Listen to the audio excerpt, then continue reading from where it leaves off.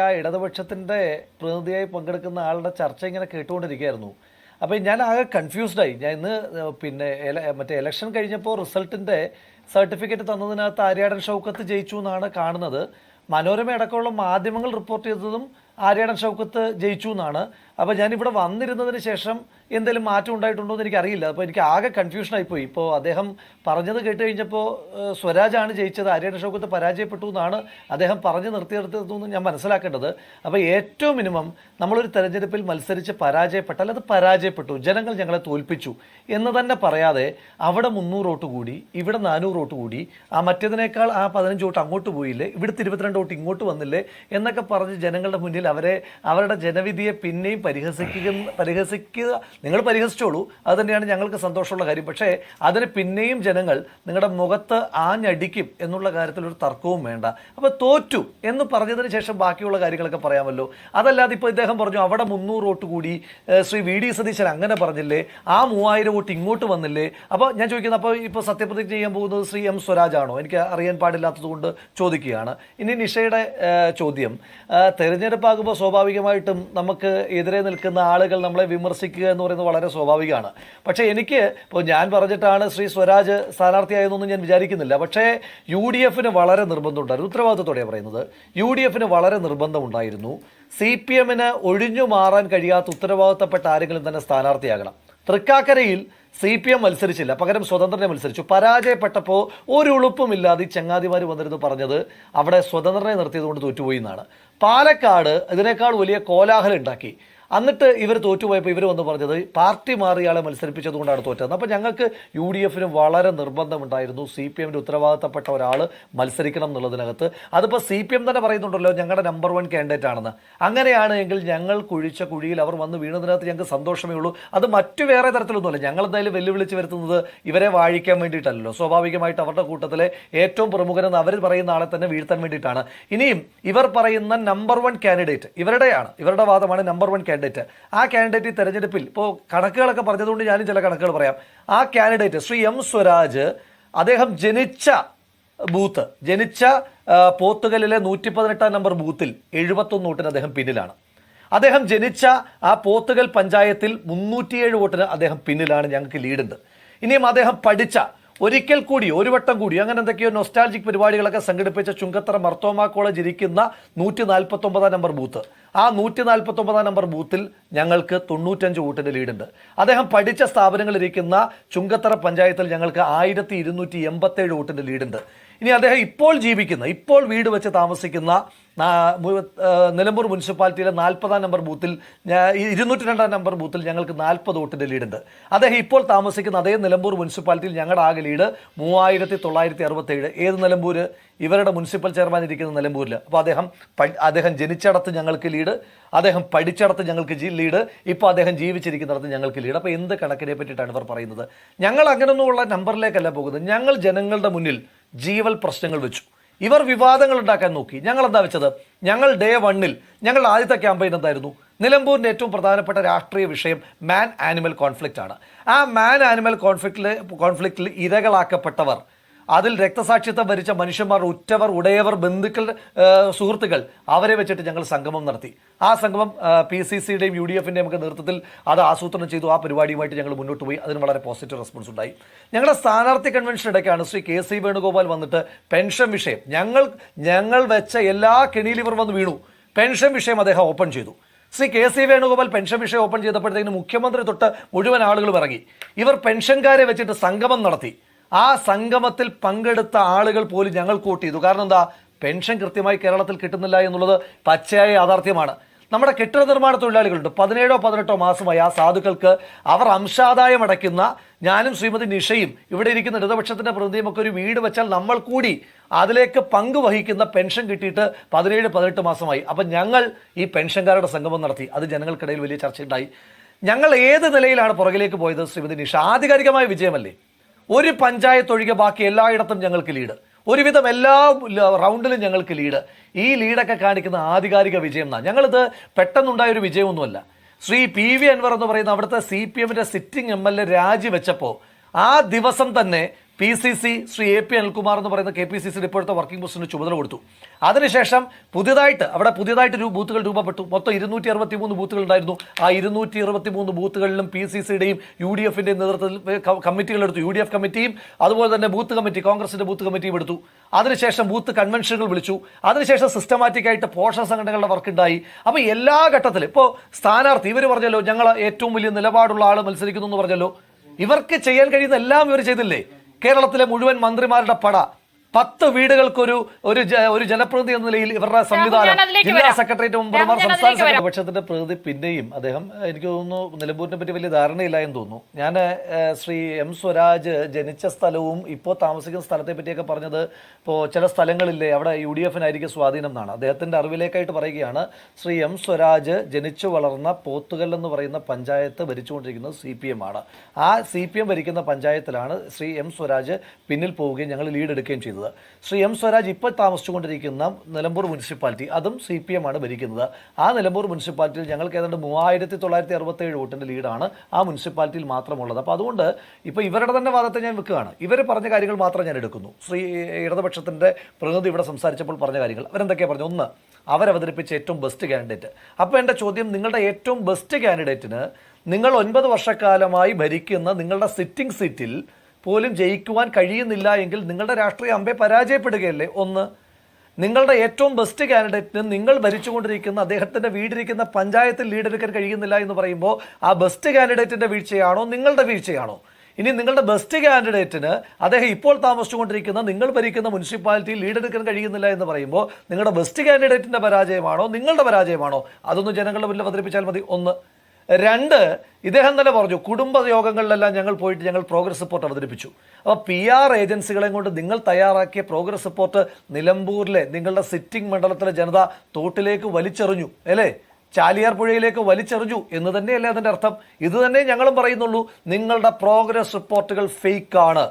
നിങ്ങൾ പറയുന്ന ഓരോ വിഷയങ്ങൾക്കും മറുപടിയുണ്ട്. ഇപ്പോൾ കുറച്ച് മുൻപ് അദ്ദേഹം പറഞ്ഞു പവർ കട്ടില്ലാത്ത കേരളമെന്ന്. ഇവിടെ ശ്രീ സജീഖ് മഞ്ഞക്കടമ്പൻ പവർ കട്ടിനൊന്നും അല്ലെങ്കിലും അദ്ദേഹം ഇരട്ടത്തായിരിക്കുന്നെന്ന് പറഞ്ഞു, കറണ്ട് പോയി എന്ന് പറഞ്ഞു. അത് പോട്ടെ, ഞാൻ അതിലേക്കല്ല പോകുന്നത്. പവർ കട്ടില്ലാത്ത കേരളം എന്ന് പറയുമ്പോൾ എല്ലാ വർഷവും വൈദ്യുതി ചാർജ് വർദ്ധിപ്പിക്കുന്ന കേരളമായി നിങ്ങൾ ഈ സംസ്ഥാനത്തെ മാറ്റി. ആദ്യമായിട്ടാണ് ഒരു സർക്കാർ പറയുന്നത് ഞങ്ങൾ അടുത്ത വർഷവും വൈദ്യുതി ചാർജ് കൂട്ടും എന്നൊരു സർക്കാർ അടുത്ത 2 വർഷവും കൂട്ടുമെന്ന് മുൻകൂട്ടി പ്രഖ്യാപിക്കുന്ന ആദ്യത്തെ സർക്കാർ നിങ്ങളുടെ സർക്കാരാണ്. ഞങ്ങളത് ചർച്ചയാക്കി, ജനങ്ങൾ ആ രാഷ്ട്രീയത്തെ സ്വീകരിച്ചു. നിങ്ങളുടെ പവർ കട്ടില്ല എന്ന് പറഞ്ഞ രാഷ്ട്രീയത്തെ അല്ല, ഓരോ മാസവും ഫാമിലി ബഡ്ജറ്റിനെ താളം തെറ്റിക്കുന്ന നിങ്ങളുടെ വൈദ്യുതി ചാർജ് വർധനമെന്ന് ഞങ്ങളുടെ രാഷ്ട്രീയത്തെ അവർ സ്വീകരിച്ചു. വെള്ളക്കരം കൂട്ടിയതിനെ പറ്റി ഞങ്ങൾ പറഞ്ഞു, അത് ജനം സ്വീകരിച്ചു. ഇവിടെ മാൻ ആനിമൽ കോൺഫ്ലിക്റ്റിനെ പറ്റി ഞങ്ങൾ പറഞ്ഞു, അത് ജനം സ്വീകരിച്ചു. ഞങ്ങൾ പറഞ്ഞ രാഷ്ട്രീയത്തെ സ്വീകരിച്ചു. പിന്നെ ഇവിടെ ശ്രീ M സ്വരാജ് എന്ന് പറയുന്ന സ്ഥാനാർത്ഥി അതുപോലെ ഇവരൊക്കെ പറയുന്നു എല്ലാ നിലപാടുകളും ജയിക്കണം എന്നില്ലെന്ന്. പിന്നെ എന്തിനാ മത്സരിക്കാൻ പോയെ?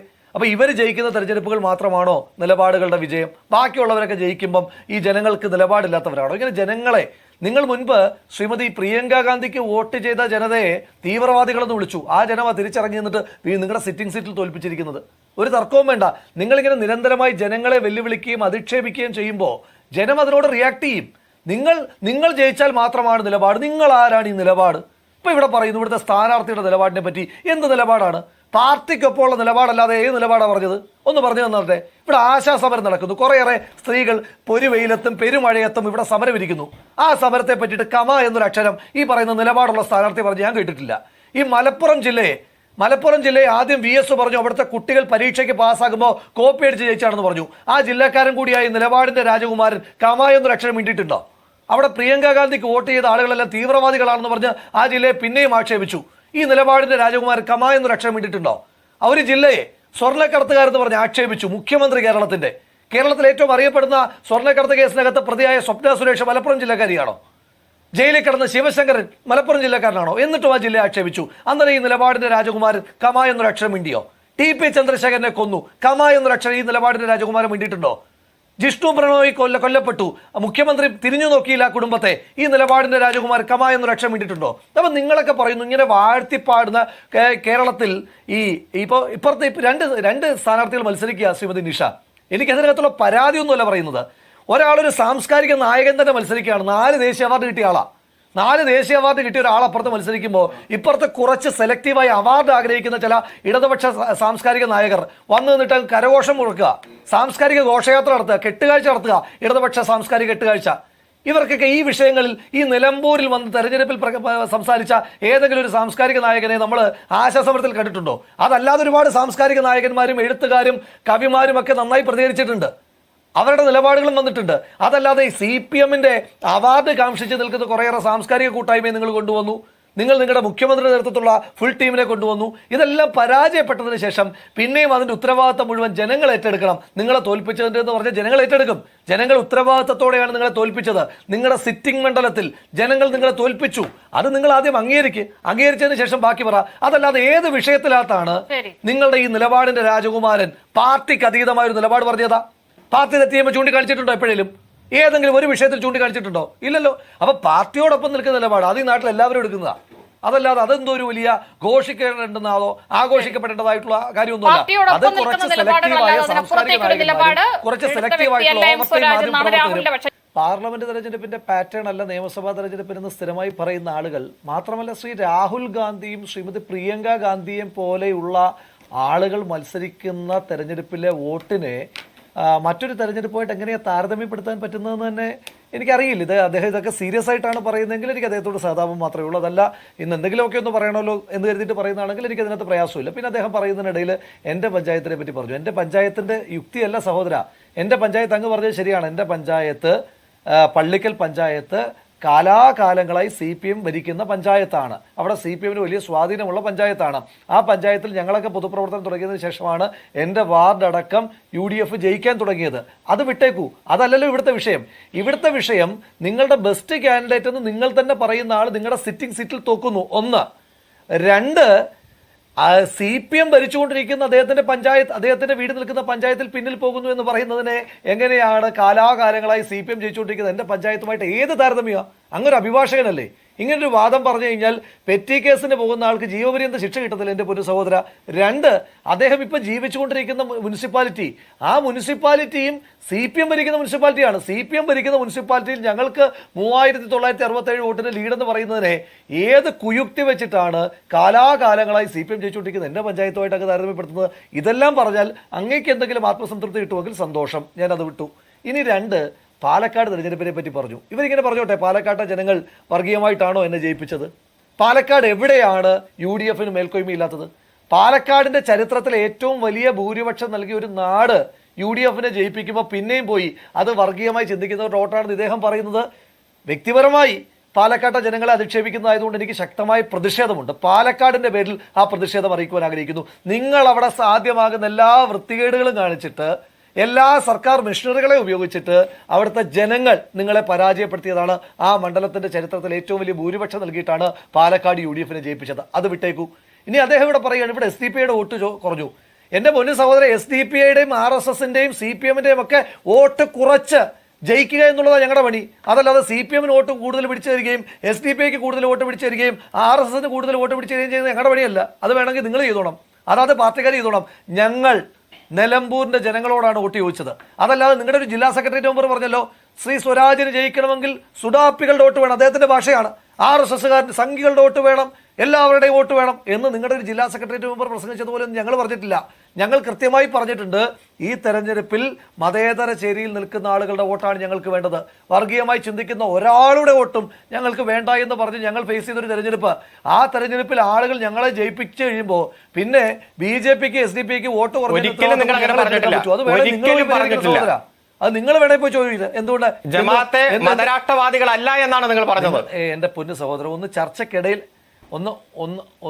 ഒന്ന് ചർച്ചക്കിടയിൽ കയറുന്നത് ഭയങ്കര വൃത്തികേടാണ്. അത് മാത്രമേ താങ്കളോട് പറയുന്നുള്ളൂ. താങ്കൾ സംസാരിച്ചുകൊണ്ടിരിക്കുകയാണ്, ഞാൻ നിർത്താം. വളരെ മാന്യമായിട്ട് ചർച്ച പോയിക്കൊണ്ടിരിക്കുകയാണ്. ഇനി 2 നിങ്ങൾ പറയുകയാണ് PDP നിങ്ങളുടെ ഒരു SFI-കാരനായ നേതാവിനെ കൊന്ന പ്രസ്ഥാനമാണ് PDP-യുടെ രാഷ്ട്രീയ പാരമ്പര്യം നമുക്കറിയാലോ.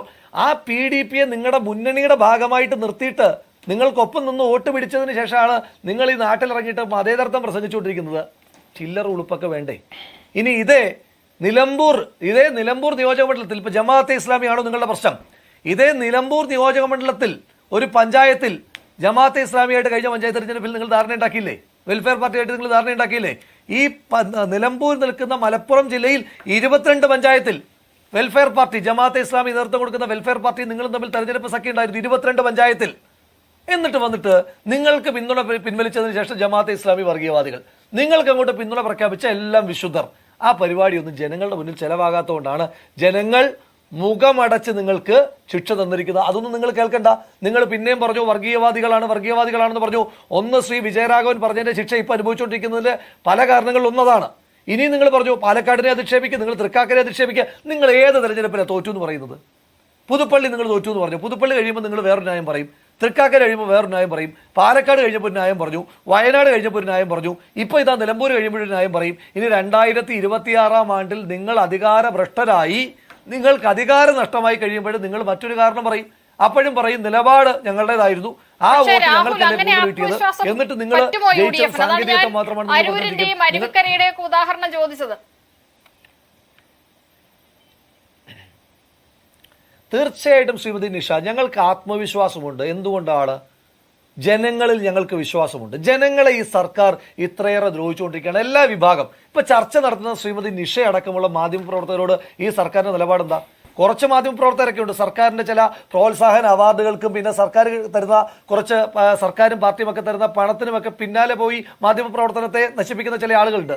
നിങ്ങൾക്കെതിരായിട്ട്, മാധ്യമപ്രവർത്തകർക്കെതിരായിട്ട് വാർത്ത കൊടുത്തതിന്റെ പേരിൽ ഗൂഢാലോചന കേസ് എടുത്തിട്ടുള്ള സർക്കാരല്ലേ ഈ സർക്കാർ? മാധ്യമപ്രവർത്തകരെ ദ്രോഹിക്കുന്നില്ലേ?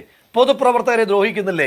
ജനങ്ങളെ, സാധാരണ ജനങ്ങളെ ഇത്രയേറെ ദ്രോഹിക്കുന്ന ഒരു സർക്കാരിനെ കേരളീയ പൊതുസമൂഹം ഇനിയും സഹിക്കുമെന്ന് ശ്രീമതി നിഷ ഒരു ചർച്ചയുടെ നിഷ്പക്ഷതയ്ക്ക് വേണ്ടി വേണമെങ്കിൽ പറഞ്ഞു. പക്ഷെ കേരള ജനത സഹിക്കാൻ തയ്യാറല്ലെന്നേ. ഈ നാട്ടിൽ വെള്ളക്കരം കൊടുക്കുന്ന ഒരാള്, ബസ് ചാർജ് കൊടുക്കുന്ന ഒരാള്, ഈ നാട്ടിൽ വൈദ്യുതി ചാർജ് കൊടുക്കുന്ന ഒരാള്, ഈ നാട്ടിൽ ക്ഷേമ പെൻഷൻ വാങ്ങുന്ന ഒരാള്, അങ്ങനെ ഈ നാട്ടിലെ സാധാരണ മനുഷ്യന്മാർക്ക് ഈ സർക്കാരിന് വോട്ട് ചെയ്യാൻ ഒരു കാരണമുണ്ടോ? ഒരൊറ്റ കാരണം. എന്ന് പറഞ്ഞിട്ട് ഇവർക്ക് വോട്ട് വാങ്ങാനുള്ളത്? ആകെ ഉണ്ടായിരുന്നത് ഒരു ദേശീയ ഹൈവേ മാത്രമാണ്, നാഷണൽ ഹൈവേ. അത് കേരളത്തിൽ മാത്രമുള്ള പ്രോജക്റ്റ് അല്ല, രാജ്യത്ത് എല്ലായിടത്തുമുള്ള ഒരു പ്രോജക്റ്റ്. അത് പറഞ്ഞ് വോട്ട് പിടിച്ചോണ്ടിരിക്കുകയായിരുന്നു. അന്നേരമാണ് ഈ മലപ്പുറം ജില്ലയിൽ തന്നെ റോഡ് പൊളിഞ്ഞത്. റോഡ് പൊളിഞ്ഞതിന് ശേഷം അതിനൊരു എതിർത്തവും ഇല്ല. എന്നാൽ ശരി, BJP-യുടെ പിന്നെ നേതൃത്വത്തിലാണ് ഇതിന്റെ പണി നടക്കുന്നത്, BJP സർക്കാരിന്റെ നേതൃത്വത്തിലാണ് ഇതിന്റെ പണി നടക്കുന്നത്. അങ്ങനെയാണെങ്കിൽ അവർക്കെതിരായി, ആ നിർമ്മാണത്തിന്റെ അപാകതക്കെതിരായിട്ട് ഒരു വാചകം മിണ്ടിയിട്ടുണ്ടോ ഈ കേരളത്തിലെ CPM-ന്റെ ഏതെങ്കിലും ഉത്തരവാദിത്തപ്പെട്ട നേതാക്കന്മാർ? പൊതുമരാമത്ത് മന്ത്രി അടക്കമുള്ള ആളുകൾ എന്താ ചെയ്തത്? BJP-യെ സേഫ് ഗാർഡ് ചെയ്യുന്ന പണിയല്ലേ ചെയ്തത്? ഇതിന്റെ നിർമ്മാണത്തിൽ വീഴ്ചയുണ്ട്. ആ നിർമ്മാണത്തിന്റെ വീഴ്ച എന്ന് പറയുമ്പോൾ നിർമ്മാണത്തിന്റെ ഉത്തരവാദിത്തം കേന്ദ്ര സർക്കാരിനല്ലേ? ആ കേന്ദ്ര സർക്കാരിന് ഒറ്റ വരി കൊണ്ട് വിമർശിക്കുവാൻ പോലും തയ്യാറാകാത്ത പൊളിറ്റിക്കൽ അഡ്ജസ്റ്റ്മെന്റിനെ, ആ പൊളിറ്റിക്കൽ അഡ്ജസ്റ്റ്മെന്റിനെയൊക്കെ നിലമ്പൂർ ജനങ്ങൾക്ക് ബോധ്യമുണ്ട്. പിന്നെ അതുപോലെ തന്നെ ഇവരുടെ party secretary Shri MV Govindan മാഷ്, അദ്ദേഹം റിഗ്രറ്റ് ഇല്ലാതെ പറയുകയാണ് ഞങ്ങൾ RSSനോടൊപ്പം സഹകരിച്ചിട്ടുണ്ടെന്ന്. അതടക്കമുള്ള വിഷയങ്ങൾ നിലമ്പൂരിലെ ജനങ്ങൾ ചർച്ച ചെയ്തിട്ടുണ്ട്. ആ നിലമ്പൂരിലെ ജനങ്ങൾ ചർച്ച ചെയ്ത് നിങ്ങൾ പരാജയപ്പെട്ടിരിക്കുന്ന ദിവസം പറയാതിരിക്കാം. പിന്നെ അദ്ദേഹം പറഞ്ഞു സ്വരാജിനെ ശ്രീമതി നിഷ ഒറ്റക്കാരി തരത്തിൽ ഒന്ന് ഈ ഞങ്ങൾ റീൽസ് ഇട്ടിട്ടുണ്ട് എങ്കിൽ ആ റീൽസ് പിണറായി വിജയൻ എടുത്തതുപോലെ കേരളീയ പൊതുസമൂഹത്തിൽ നിന്ന് ഓരോരുത്തർക്ക് മാസം 89,000 90,000 രൂപ ശമ്പളം കൊടുത്തിട്ടൊന്നും അല്ലല്ലോ, കേരള ഖജനാവിൽ നിന്ന് എടുത്തിട്ടുള്ള പണം കൊണ്ടല്ലല്ലോ ഞങ്ങൾ റീൽസ് ഇടുന്നത്. ഞങ്ങൾ റീൽസ് വിടും, ഞങ്ങൾ റിയലായി വീടും കയറും. ഇപ്പോഴും നുണ പ്രചരിപ്പിച്ചുകൊണ്ടിരിക്കുന്നു. വെറും 6 ലക്ഷം കൊടുക്കുന്ന സംസ്ഥാന ഗവൺമെന്റ് 84 ലക്ഷം കൊടുക്കുന്ന സിദ്ധരാമയ്യ കർണാടകത്തിലും.